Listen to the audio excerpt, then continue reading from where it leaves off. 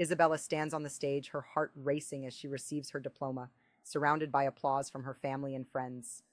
As she steps down, her eyes glisten with tears of joy, knowing that this moment is just the beginning of her journey. The news of her achievements reaches the prestigious consulting firm, igniting a spark of excitement for Isabella's future. Filled with anticipation, Isabella carefully packs her belongings, each item representing cherished memories and new beginnings. With a heavy heart, she shares tearful goodbyes, enveloped in the warm embrace of her family's love and support. As she walks through the airport terminal, excitement courses through her veins, blending with the bittersweet weight of leaving home. Finally, she boards the plane, settling into her seat with a mix of nervous energy and dreams swirling in her mind. As the plane takes off, Isabella feels the ground beneath her fade away, symbolizing the beginning of her new adventure in New York City. Upon landing, the vibrant energy of New York fills her senses, a whirlwind of sights and sounds that leaves her both exhilarated and dazed. Taking a deep breath, she steps outside into the brisk air, heart pounding with a mixture of fear and excitement as the city unfolds before her. As she navigates the crowded streets, every corner reveals a new experience, each pulse of the city calling her to embrace its chaos. Arriving at her new apartment, Isabella unlocks the door, stepping into a space filled with potential and a hint of uncertainty. With each piece of furniture she unpacks, Isabella imagines the life she will build here, transforming this blank canvas into a home filled with warmth and memories. However, as her first week in the city unfolds, simple tasks like grocery shopping and ordering coffee become unexpectedly daunting, each interaction steeped in cultural nuances she struggles to grasp.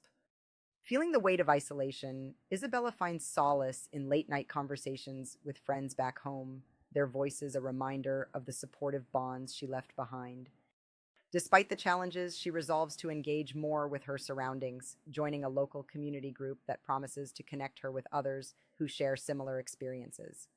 As she walks into her first meeting, Isabella is greeted by smiling faces, and a sense of belonging begins to blossom within her heart. In that moment, Isabella realizes she is not alone in her struggles, and stories of resilience echo around her, igniting a spark of hope within. But navigating American culture proves more difficult than Isabella anticipated. Meetings often leave her confused as colleagues engage in subtle power plays and unspoken agreements. She struggles with small talk, finding it awkward and forced. Her straightforward communication style is misinterpreted, causing unintentional friction. Despite her competence, she often feels like an outsider.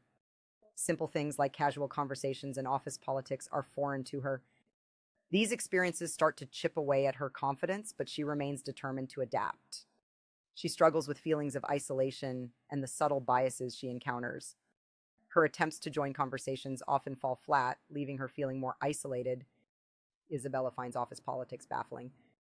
Isabella's communication problems with her colleague Mark became evident during their first project together. Mark often used idiomatic expressions and indirect language that left Isabella confused. During a meeting, Mark mentioned they needed to touch base later in the week. Isabella, unfamiliar with the phrase, hesitated to ask for clarification. As their collaboration continued, Isabella's straightforward style clashed with Mark's nuanced approach. During a team discussion, Isabella pointed out a flaw in their strategy directly. Mark perceived her candor as criticism and became defensive, suggesting Isabella be more tactful, leaving her puzzled about what she had done wrong. Determined to overcome these challenges, Isabella sought advice from a mentor.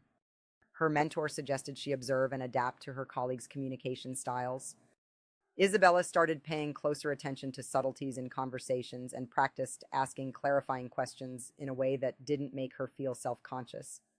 Slowly, Isabella saw improvements. She mirrored Mark's communication style more effectively, using softer language and engaging in small talk to build rapport. She also started to anticipate the unspoken cues and informal channels Mark used. These efforts helped reduce friction and foster a more collaborative working relationship. Isabella's persistence and willingness to adapt began to pay off. She started feeling more confident in her interactions, gradually finding her place within the team.